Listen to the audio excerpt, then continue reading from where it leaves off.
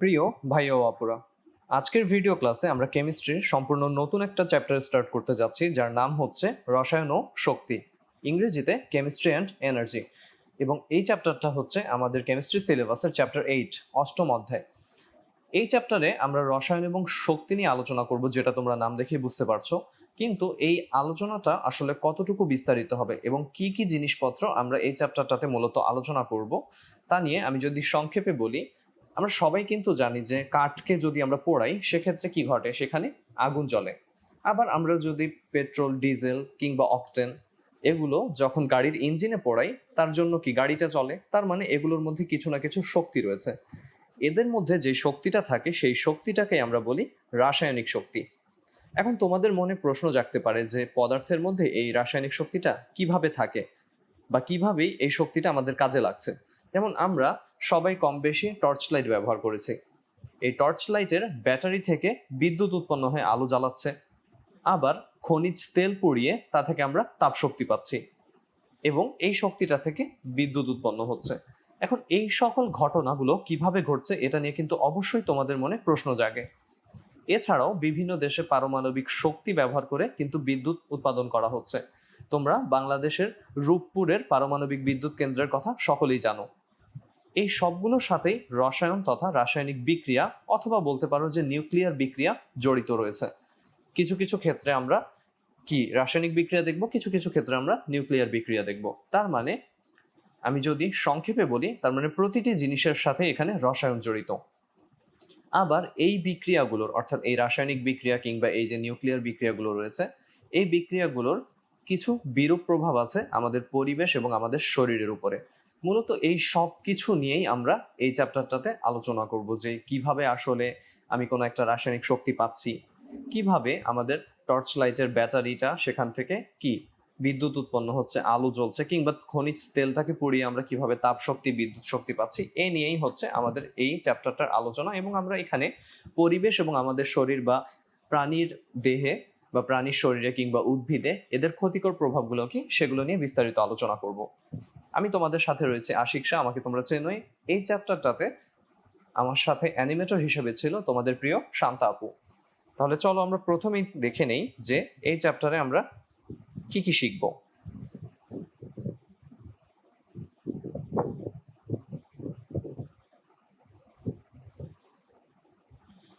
এখানে প্রথমে বলা হচ্ছে যে আমরা রাসায়নিক পরিবর্তনের সাথে শক্তি উৎপাদনের সম্পর্ক এই চ্যাপ্টারটাতে ব্যাখ্যা করতে পারবো। শক্তি উৎপাদনে জ্বালানির বিশুদ্ধতার যে গুরুত্ব রয়েছে সেই গুরুত্বটা আমরা অনুধাবন করতে পারবো এবং পরিবেশের সুরক্ষায় এগুলোর ব্যবহারটা আমাদের কতটুকু লিমিটেড রাখতে হবে, অর্থাৎ সীমিত রাখতে হবে। এবং উপযুক্ত একটা জ্বালানি নির্বাচনে আমাদেরকে কিন্তু সচেতনতার পরিচয় দিতে হবে। এরপরে বলা হচ্ছে যে এখানে আমরা জারণ বিজারণ বিক্রিয়ার ইলেকট্রনীয় মতবাদ ব্যাখ্যা করে চলবিদ্যুতের ধারণা ব্যাখ্যা করতে শিখব। রাসায়নিক বিক্রিয়ার মাধ্যমে বিদ্যুৎ উৎপাদন প্রক্রিয়া আমরা এখানে ব্যাখ্যা করতে শিখব এবং বিদ্যুৎ ব্যবহার করে যে সকল বিক্রিয়া সংগঠিত হয় সে সকল বিক্রিয়া সংগঠন করতে পারব। বিভিন্ন পদার্থের তড়িৎ বিশ্লেষণে উৎপাদিত পদার্থ এবং এর বাণিজ্যিক ব্যবহার সম্পর্কে আমরা মতামত দিতে পারবো। এবং পরবর্তীতে দেখানো হচ্ছে যে গ্যালভানিক কোষের তড়িৎদ্বার গঠন আমরা বিস্তারিত আলোচনা করব এবং আমরা পরে দেখব যে আমরা গ্যালভানিক কোষের সাথে তড়িৎ বিশ্লেষ্য কোষের পার্থক্য করতে পারছি। এছাড়াও আমি যে এখানে বলছিলাম যে এই যে শক্তি উৎপাদনে আমাদের জ্বালানির বিশুদ্ধতার গুরুত্ব অনুধাবন, তার সাথে আরও কিছু বিষয় সংশ্লিষ্ট রয়েছে। কারণ আমি যখন কোনো পরিবেশের সুরক্ষায় এই ধরনের জ্বালানিগুলো আমরা কতটুকু ব্যবহার করব কিংবা আমাদের উপযুক্ত জ্বালানিটা কি হবে, সেই সকল নিরাপত্তার বিষয়টা বিবেচনায় রেখে আমরা কিন্তু রাসায়নিক বিক্রিয়া সংশ্লিষ্ট যে সমস্যাগুলো সেগুলো চিহ্নিত করব এবং তা চিহ্নিত করে আমরা সেগুলো অনুসন্ধানের পরিকল্পনা কিংবা বাস্তবায়ন করতে শিখব। এছাড়াও যে কোনো রাসায়নিক বিক্রিয়া সংগঠনে কিংবা ধরো যে কোনো শক্তি উৎপাদনে আমরা কনফিডেন্টলি কোনো একটা দায়িত্বশীল আচরণ করতে পারবো বা দায়িত্বশীল সিদ্ধান্ত গ্রহণে সক্ষম হব।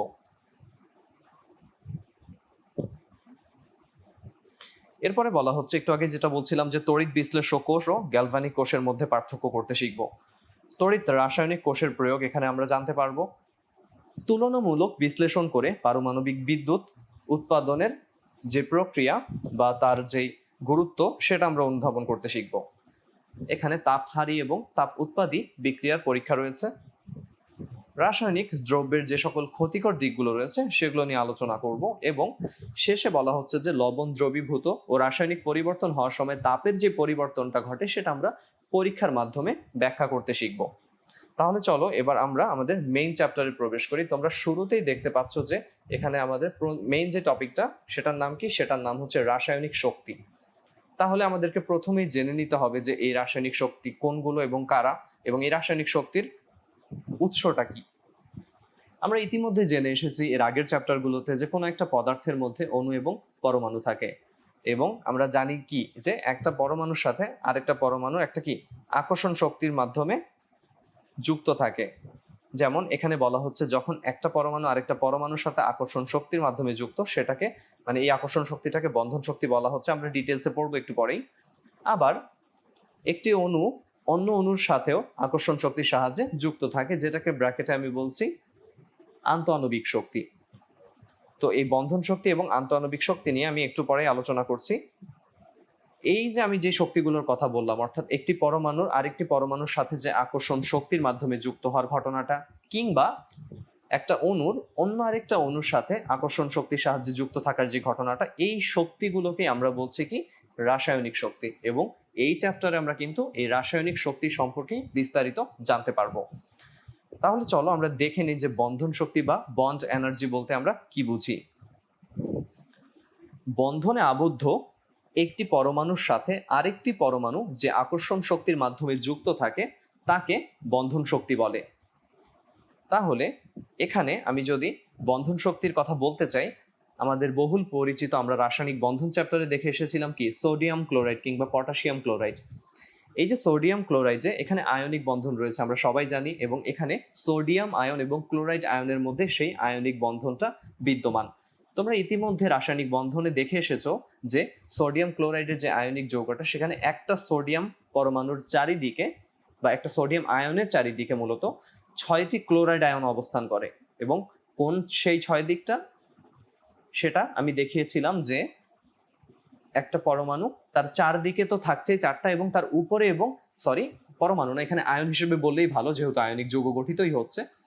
তো একটা আয়ন সোডিয়াম আয়ন, তার চারদিকে তো 4টা ক্লোরাইড আয়ন রয়েছে। এছাড়াও সেই সোডিয়াম আয়নটার উপরেও একটা ক্লোরাইড আয়ন রয়েছে, নিচেও একটা ক্লোরাইড আয়ন রয়েছে। সেটাই বলছিলাম যে সোডিয়াম ক্লোরাইডের যে আয়নিক যৌগটা, সেখানে একটা সোডিয়াম আয়নের চারিদিকে কি থাকে, 6টি ক্লোরাইড আয়ন অবস্থান করে। এখানে একটি সোডিয়াম ও 6টি ক্লোরাইড আয়নের মধ্যে আকর্ষণ বল থাকে। আবার প্রত্যেকটা ক্লোরাইড আয়নের চারিদিকেও কিন্তু 6টা সোডিয়াম আয়ন অবস্থান করে। এখানে তাকালেই তুমি বুঝতে পারবে সেটা। তার মানে এখানে প্রত্যেকটা ক্লোরাইড আয়নও 6টা সোডিয়াম আয়নের মধ্যে আকর্ষণ বিদ্যমান থাকছে। এরপরে আমি যদি অন্য কোনো বন্ধন শক্তির উদাহরণ টানতে চাই, এখানে খেয়াল করে দেখো, আমরা জানি যে কার্বন ডাই অক্সাইড অণু কার কার সমন্বয়ে গঠিত, কার্বন এবং অক্সিজেনের সমন্বয়ে গঠিত, এবং কার্বন ও অক্সিজেনের মধ্যে এখানে সমযোজী বন্ধন বিদ্যমান থাকে। আবার আমি যদি তোমাকে বলি যে একটা লোহার টুকরার মধ্যে লোহার পরমাণুগুলো পরস্পরের সাথে কি ধাতব বন্ধনে যুক্ত থাকে, ধাতব বন্ধন নিয়েও আমরা বিস্তারিত আলোচনা করে এসেছি। তাহলে এই সকল যে বন্ধনগুলো আমরা পড়লাম, এই বন্ধনে আবদ্ধ একটি পরমাণুর সাথে আরেকটি পরমাণুর যে আকর্ষণ শক্তির মাধ্যমে যুক্ত থাকছে তাকেই কিন্তু আমরা বলছি বন্ধন শক্তি। এরপরে আমি চলে আসছি আন্তঃআণবিক শক্তিতে। এটা সংজ্ঞাটা আমি এর আগেও কোনো একটা চ্যাপ্টারে সংক্ষেপে বলে এসেছিলাম, তারপরেও এখানে একটু সংক্ষেপে বলি। সমযোজী যৌগের অণুসমূহ একে অপরের সাথে যে আকর্ষণ শক্তির মাধ্যমে যুক্ত থাকে তাকে আন্তঃআণবিক শক্তি বলা হয়। যেমন আমি এর আগে দেখিয়েছিলাম যে অণুসমূহের মধ্যবর্তী যে শক্তিটা, সেটাই হচ্ছে আন্তঃআণবিক শক্তি। আমি এটার উদাহরণও দেখিয়েছিলাম যে অক্সিজেনের অণুগুলো পরস্পরের সাথে যখন কাছাকাছি থাকছে, তারা কি আন্তঃআণবিক আকর্ষণ দিয়ে পরস্পরের সাথে যুক্ত থাকছে। এখানে আমি উদাহরণ হিসেবে পানির উদাহরণটাকে নিয়ে আসছি, কারণ আমরা সবাই জানি যে পানি একটা সমযোজী যৌগ। এবার একটা পানির অণুতে একটি অক্সিজেন পরমাণু এবং 2টি হাইড্রোজেন পরমাণু থাকে, তাই তো? এইভাবে তারা গঠিত করে কি একটি পানির অণু। এখন একটা পানির অণুর সাথে তার আশেপাশে অন্য যে পানির অণুগুলো রয়েছে, তারা কি আন্তঃআণবিক আকর্ষণ শক্তির মাধ্যমে পরস্পরের সাথে যুক্ত থাকছে।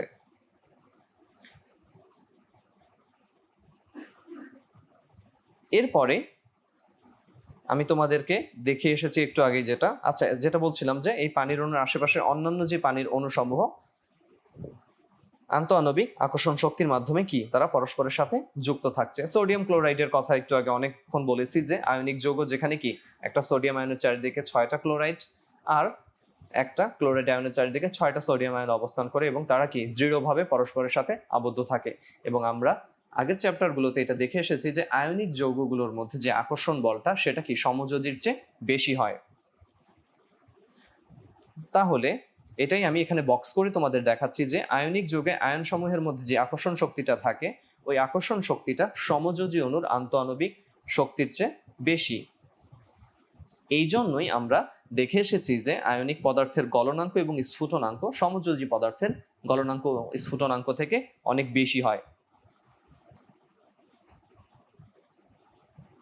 আর এই জন্যই আমরা বেশিরভাগ ক্ষেত্রে আয়নিক যৌগ সমূহকে সাধারণ যে কক্ষ তাপমাত্রাটা সেখানে কঠিন অবস্থায় পাই, আর সমযোজী যৌগগুলোকে বেশিরভাগ সময় তুমি দেখবে যে তারা তরল বা গ্যাসীয় অর্থাৎ বায়বীয় অবস্থায় বিরাজ করছে। তবে কিছু কিছু সমযোজী যৌগ কিন্তু আছে যারা কক্ষ তাপমাত্রায়ও কঠিন অবস্থায় বিরাজ করে, যেমন ন্যাপথালিন।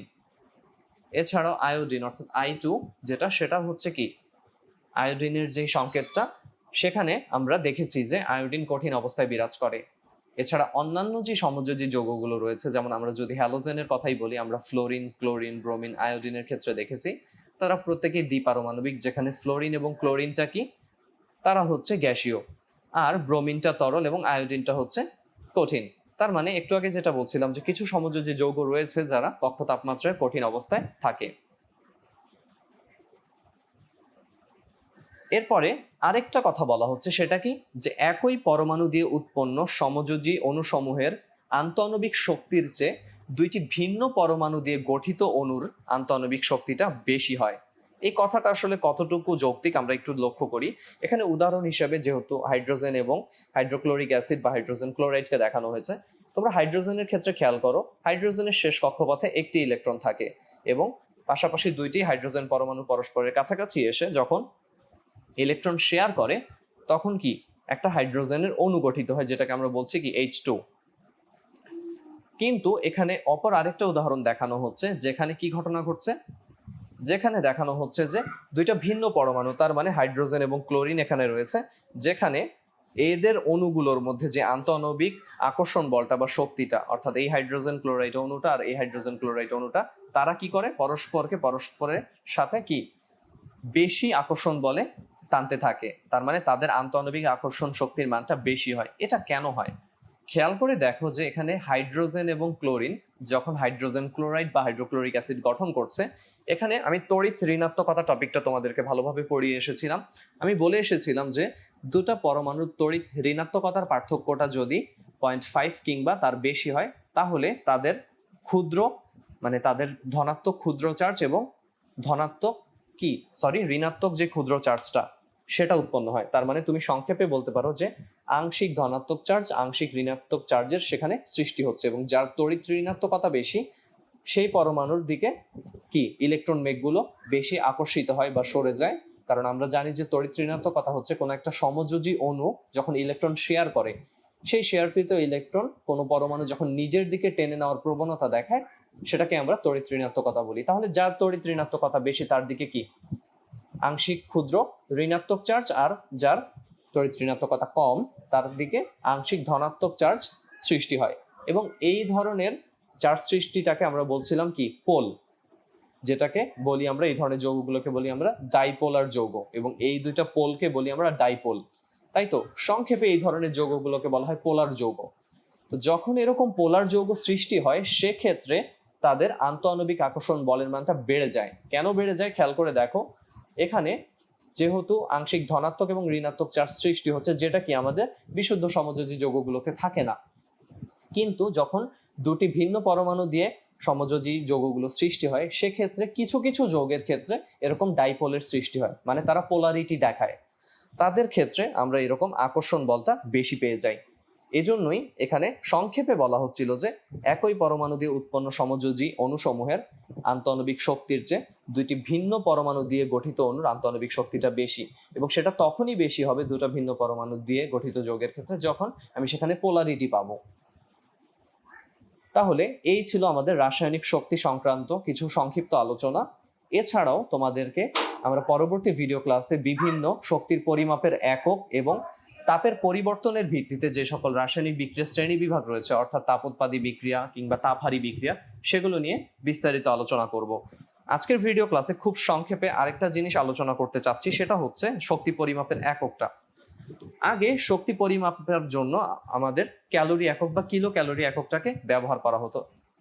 এখন তোমরা জানতে চাইতে পারো যে এই ক্যালোরি আমরা কাকে বলি। এটা হচ্ছে 1 গ্রাম পানির তাপমাত্রা 1 ডিগ্রি সেলসিয়াস বাড়াতে আমি যে তাপশক্তিটা প্রদান করি সেই তাপটাকেই বলা হচ্ছে সংক্ষেপে 1 ক্যালোরি।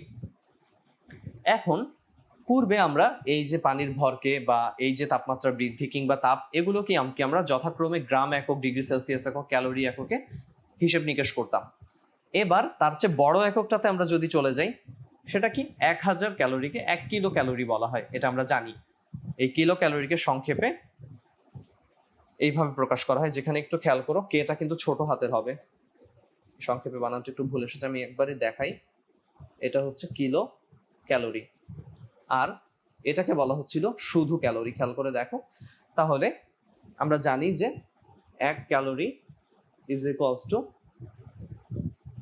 কত হবে, 10⁻³ কিলো ক্যালোরি। এটা হচ্ছে উল্টো হিসাবটা, কিন্তু আমি যদি সোজাটা যেটা একটু আগে বলছিলাম যে 1 calorie is equals to 1 kilo calorie is equals to 1000 calorie. এটা আমরা সবাই জানি কম বেশি, যে কিলো হতে গেলে সেটা কি 1000 গুণ বেশি হতে হবে।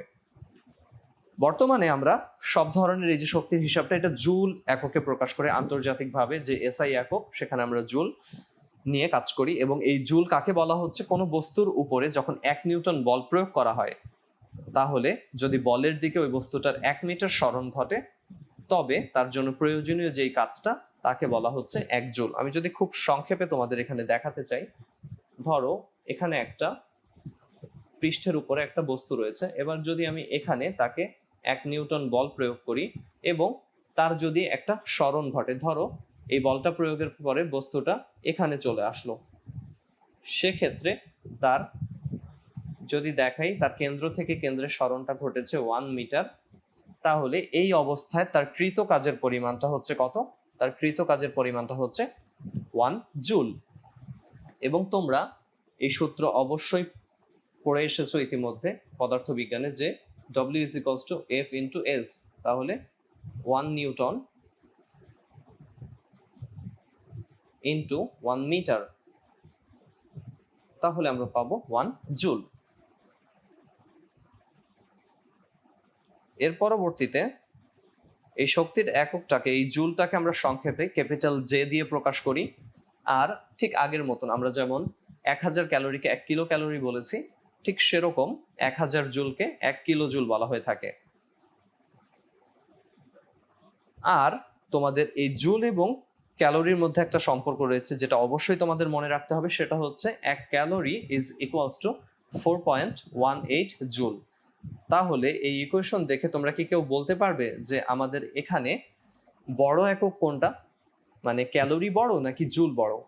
যেহেতু আমরা দেখতে পাচ্ছি যে 1 ক্যালোরি সমান 4.18 জুল, তার মানে অবশ্যই কি ক্যালোরি বড়।